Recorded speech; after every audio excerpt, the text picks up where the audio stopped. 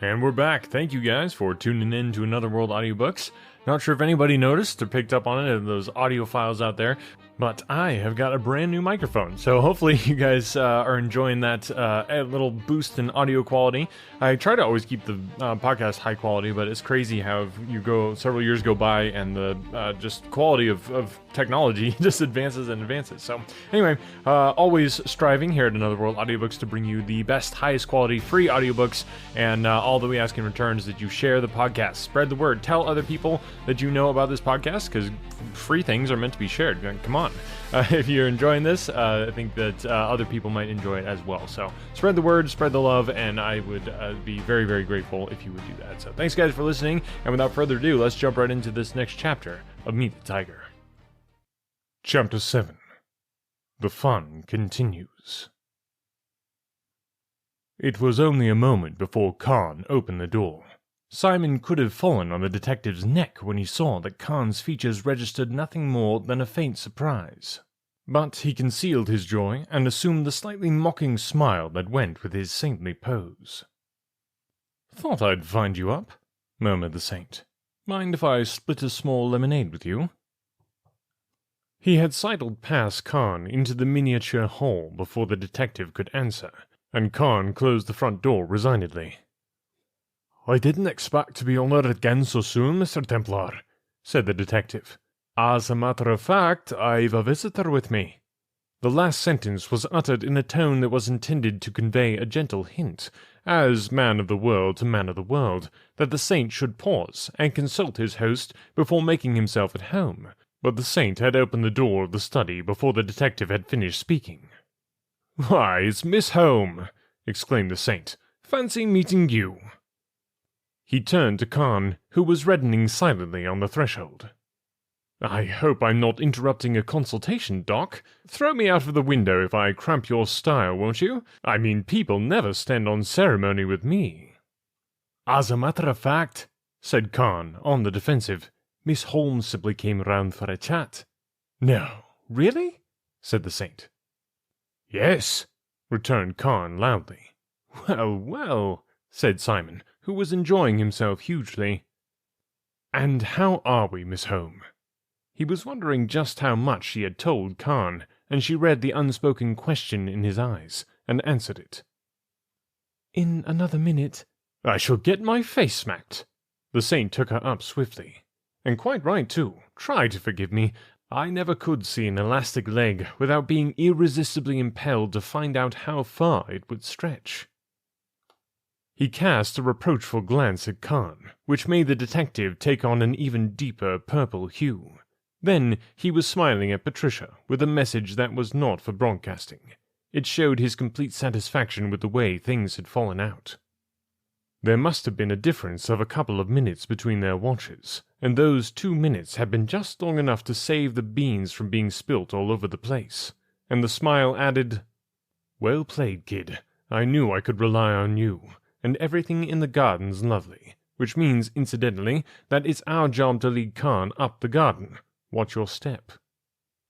And the girl smiled back, to show that she understood, but there was rather more in her smile than that. It showed that she was very glad to see him again, and the saint had a struggle to stop himself grabbing her up in his arms and kissing her on the strength of it. "You seem to have been in the wars, Mr. Templar," remarked Khan, and the saint nodded tolerantly. "Didn't Miss Home tell you?" "I didn't feel I could ask her." The saint raised his eyebrows, for although the girl had made some effort to tidy herself, it was still glaringly evident that she had not spent the evening playing dominoes in the drawing-room. Khan explained, "When I opened the door and saw her, I thought something had happened, and she was coming to me for, first aid, but she said it was only for a chat, so I overcame my, professional instincts and said nothing. I rather think you were leading up to something when Mr. Templar came in, weren't you, Miss Holmes?" "I see that you were, but as Khan caught the saint's accusing eye for the third time, and spluttered.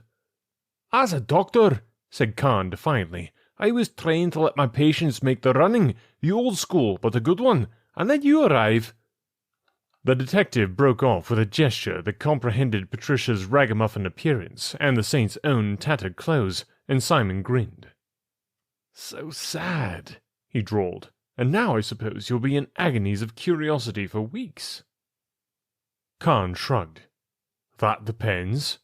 The detective was a passably good actor, but he was heavily handicapped by the suggestion of malicious glee that lurked in the saint's twinkling eyes.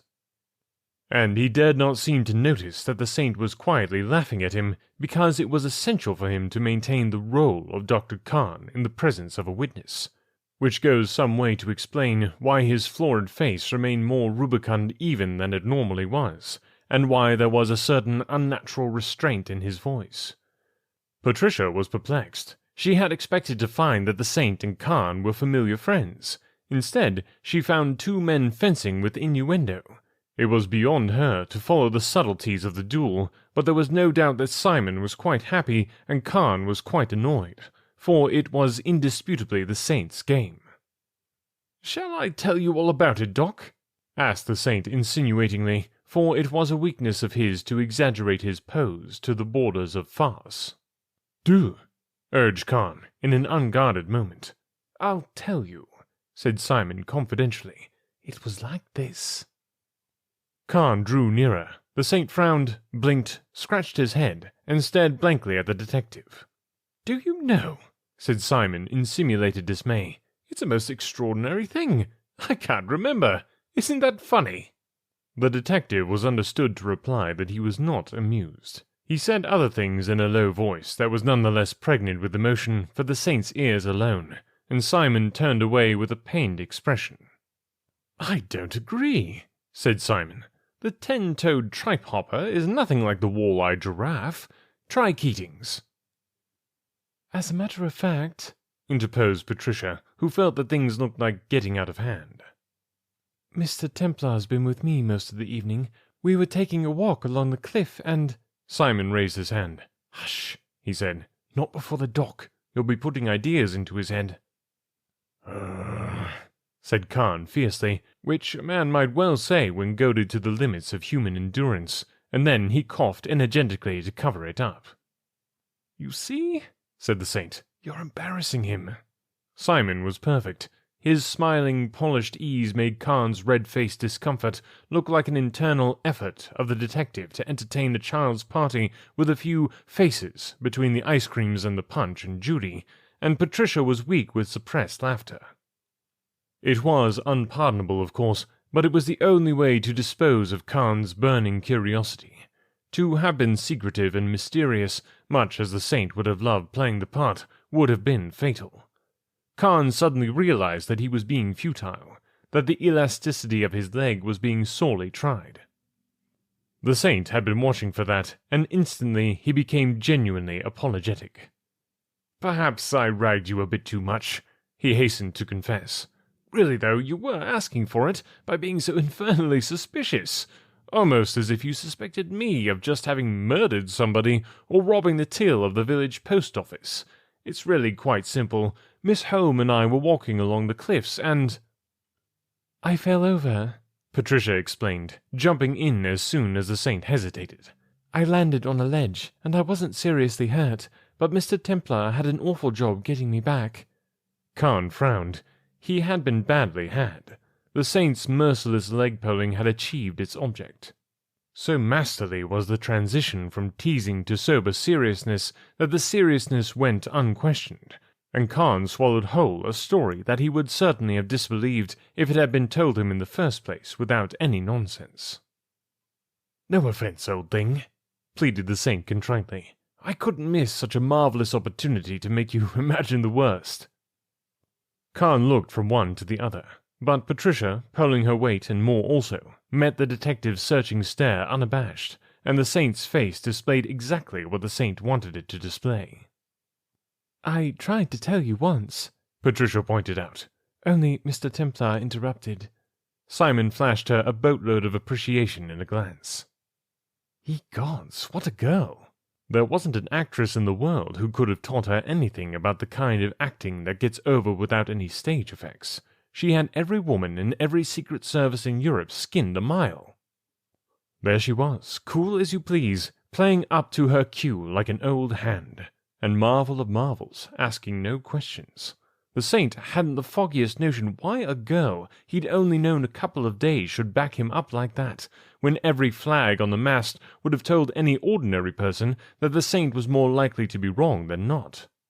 Ordinary, respectable people did not go in for the hobbies that she had seen the Saint indulging in, like bending statuettes over millionaire knights' skulls after walking mysteriously out of the night through their library windows, or being chased round gardens by men and bloodhounds, or chucking their lady friends over 8-foot walls.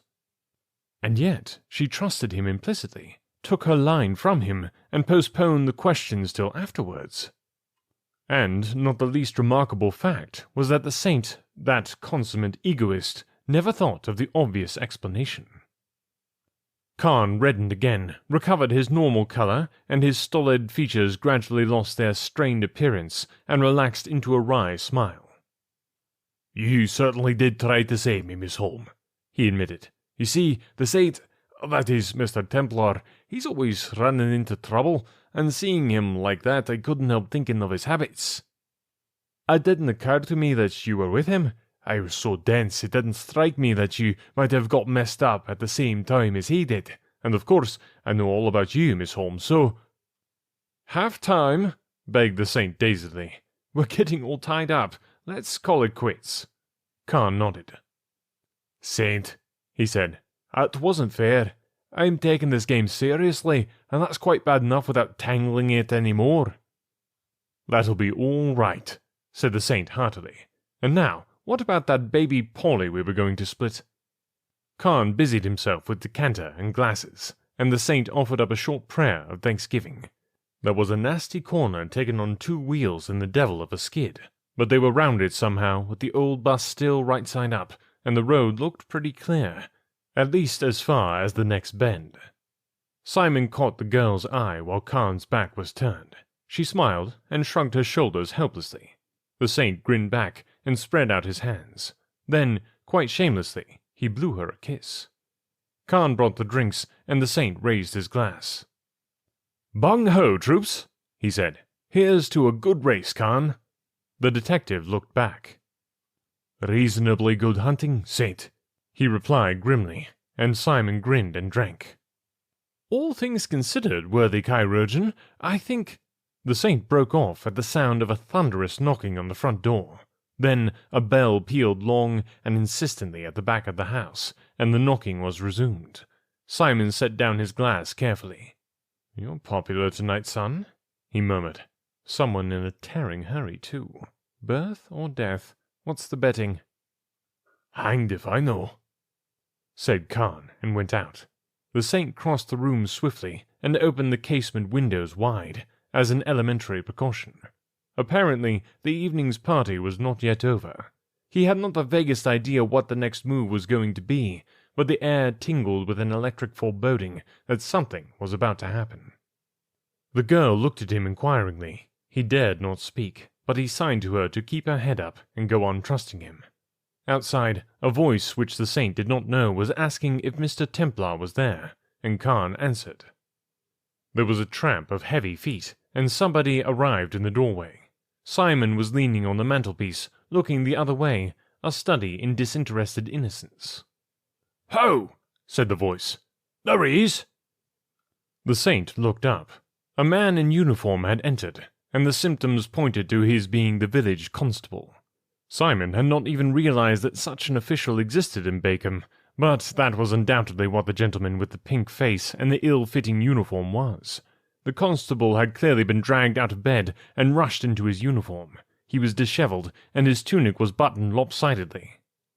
All these details the Saint observed in a slow, surprised once-over. Then the policeman advanced importantly and clapped a hand on Simon's shoulder. "I am Constable George Hopkins," he said, "and if the doctor will excuse me, I shall arrest you on a charge of burglary and assault." "Smoke," said the Saint to himself. That was a move. Simon seemed astonished and rather annoyed, as if he were wondering how the mistake had been made, and was quite satisfied that it would be cleared up in a moment. But beneath his outward poise, his mind was working at breakneck speed. The counterattack and the rapidity with which it had been launched were worthy of the tiger. But it was fighting over very thin ice. "My good man, you're dippy," said the saint languidly. "Who makes this charge, anyway?" "I do." It was Bloom. Bloom with his leathery face perfectly composed, and just the ghost of a light of triumph in his slitted eyes betraying him. Bloom, walking past Khan into the room with just the right shade of deference, and just the right suggestion of regret for having to make a scene, but quite firmly the law-abiding citizen, determined to do his duty and bring the criminal to justice. "1,000 pardons, Doctor." Bloom bowed to Khan, and then turned and bowed to the girl. "I am deeply sorry, Miss Home, that I should be compelled to do this in your presence. Perhaps you would like to retire for a minute?" Patricia tossed her head. "Thanks, I'll stay," she said. "I'm sure there's a mistake, and perhaps I can help. I've been with Mr. Templar most of the evening." Bloom's eyes rested long and significantly on the girl's torn frock and scratched arms, but she met his gaze boldly, and at last he turned away with a lift of shoulder and eyebrow. "I'll explain," he said. "I was reading in my study shortly after 11 this evening when this man walked in. He threatened me with a revolver, making some remark which I did not understand. I am not a young man, but I have led a hard life, and I did not hesitate to grapple with him. He is very strong, however, and he managed to hit me with the butt of the revolver. I remember nothing more until the time when I came to and found him rifling my desk. Since he was armed, and he had already beaten me once in a hand-to-hand tussle, I pretended to be still unconscious. He searched the room minutely, but apparently failed to find whatever it was he was looking for. When he left, I followed him, and traced him here. Then I went and fetched Hopkins. That is the complete story." "And you better come along quietly," advised the policeman, tightening his grip on the saint's shoulder, and holding his truncheon at the ready. "Fine," said the saint softly. "I should like to be searched now, so that your statement about the revolver can be verified." Bloom smiled. "You left it behind," he said. "Here it is." Khan took the weapon from Bloom's hand and examined it. "Belgian made?" he said. "Is this yours, Mr. Templar?" "It is not," answered Simon promptly. "I object to firearms on principle. They make such a noise." "Come along," urged the constable, jerking the saint forward. Simon was not easily peeved, but one thing that made him see red was anybody trying to haze him. For a second, he forgot his saintly pose. He caught the policeman's wrist with both hands and twisted like an eel. There was a flurry of arms and legs, a yell, and George Hopkins landed with a crash on the other side of the room, with most of the breath knocked out of him. The saint straightened his tie and looked bang into the muzzle of an automatic in Bloom's hand, but that he ignored. "Anyone who wants a quiet life is advised to keep their filthy hands off me," murmured the saint. "Don't do it again, son." The constable was getting shakily to his feet. "That's assaulting the police," he stormed. "Oh, don't be childish," drawled the saint, cool again. "When we want your little chatter, we'll ask for it. Just now, Bloom, we'll argue this out by ourselves. We can soon smash this cock and bull yarn of yours. 1. Were you alone in the house?" "I was." "Where was Algy?" "He'd gone over to see Miss Home." That knocked the bottom out of a neat little alibi that the saint had thought of trying to put over, but he did not show his disappointment. 2. Didn't anyone follow me here with you?" "I refuse to be cross-examined. I've told you I was alone." "You're talking," said the saint coldly. "Don't. Be a good boy and just answer when you're spoken to. And the point is, if you were quite alone all this time, as you say you have, what's your word against mine? Suppose I say I called in for a chat, and you struck me with that gun and tried to pinch my watch. Why shouldn't you be running yourself?" "Let 'em tell it to the judge," growled the constable. "I think," said Bloom acidly, "that my reputation will survive your wild accusations." The saint was not impressed. "We had a stand-up fight, did we?" he went on. "I grant you I look as if I'd been in some rough stuff. Now, suppose you take off that mac and let's see how you came out of it." Bloom smiled, a little wearily, and unbuttoned his coat. The saint's lips tightened. Bloom certainly had a convincing air of having been violently handled, and that put the tiger another point to the good. Simon saw the tiger's score soaring skywards at an alarming rate, but the only effect of that was to key up his own nerves, while his easy and confident manner never faltered. There were still a few more minutes to play. "It's rather hopeless, isn't it?"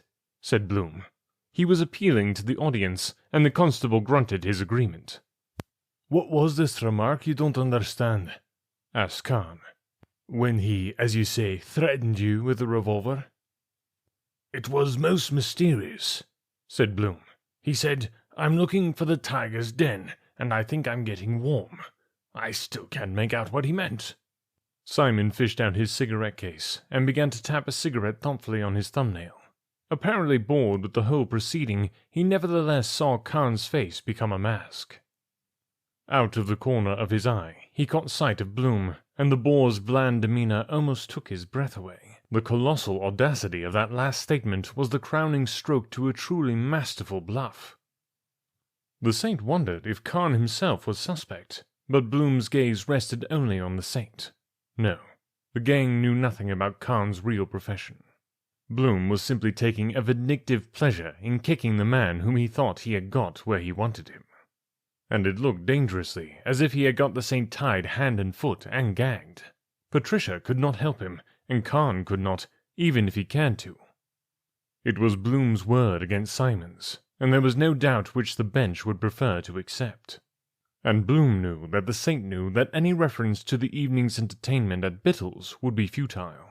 Bittle would lie like a Trojan, and the tiger was sure to have provided him with a plausible explanation of the noise that had occurred earlier that night. The saint grasped the consummate efficiency of the tiger's tactics.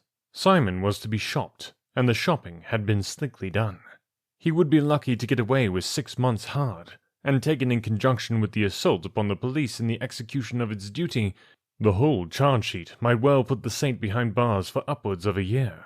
And in that time, T.T. Deeps could be salted, and the tiger cubs could fade gracefully away. The saint lounged even more languidly against the mantelpiece. This last deal had certainly given the tiger one Hades of a hand. Yet, indisputably, the saint dominated the situation. They were all waiting for him. Bloom, watching him with narrowed lids and still training the automatic upon him, was utterly confident of the strength of his combination. He was just waiting for the saint to confess defeat. The constable, more wary after his taste of the saint's anger, was hanging about in the background, waiting for somebody else to start the next dance. Patricia was looking anxiously at the saint, powerless to help him, and wondering if any daring sidestep was being planned behind that lazy exterior. The one certain thing was that she did not believe Bloom's story for an instant. At any other time she might have credited it, but seen in the light of previous events that evening, it savoured of nothing but the complicated web of mystery which had caught her up in its meshes and which threatened her saint with the most sinister things. And Khan had nothing to say. As far as Bloom's story was concerned, it might or might not be true. His knowledge of the saint inclined him to believe it. But in any case, the saint was working against him, even if he was also working against the tiger. And to have disclosed himself as Central Detective Inspector Khan of Scotland Yard would have written finis to every chance he had of succeeding on his mission. "We're waiting," said Bloom at last. "So I see," drawled Simon. "If you can wait a bit longer, there are just 1 or 2 more points to clear up. The first is that I'm sure you won't mind the doctor just examining the bump I must have raised on your cranium when I knocked you out." He was watching Bloom closely as he spoke, and his heart sank when he saw that the man was not at all put out. Khan walked up to Bloom with a query, and Bloom nodded. "Just behind my left ear," he said. "Sweetest lamb," said the saint through his teeth. "I'll bet you just hated getting that bit of realism." Khan looked at the saint and shrugged. "Someone certainly hit him very hard," he said. "Saint, you have put your foot in it this time." "So, I don't think we'll prolong this unpleasant duty," said Bloom briskly. "Constable, you have the handcuffs. I'm covering him, and I shall shoot if he attacks you again." And then the congregation was increased by one, for a man strutted out of the darkness and stood framed in the open window. "Here, what's all this?" demanded Oris truculently. Man, this book just never fails to deliver on the vocabulary words. So we got chirurgeon, which is basically just another word for surgeon. I don't know why we needed another word for surgeon. Chirurgeon. There you go. And then rubicund is basically inclined to a healthy rosiness or ruddy.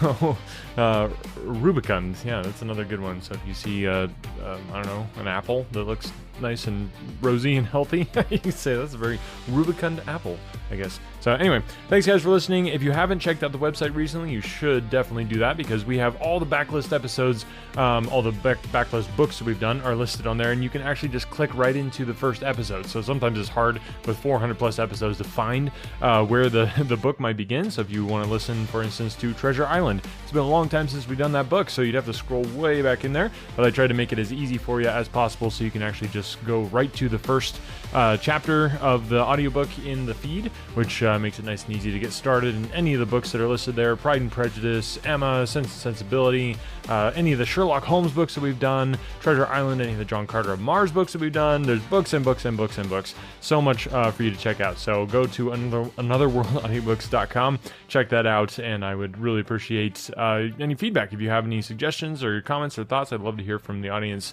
And if you want to support the show, you can also sign up to be a patron there as well. Patrons are getting these episodes early. So every week, the episodes come out early, and the patrons get to enjoy them. And I'm going to be putting out a lot of bonus content here coming soon. It's taken a while for me to record it because, we're trying to get an episode out a week, and then other projects that I'm working on and stuff. But I am working on some awesome patron-only exclusive stuff that's going to be coming out soon. So you want to get on board, go check that out, anotherworldaudiobooks.com. Thanks guys for listening, and we will catch you next week.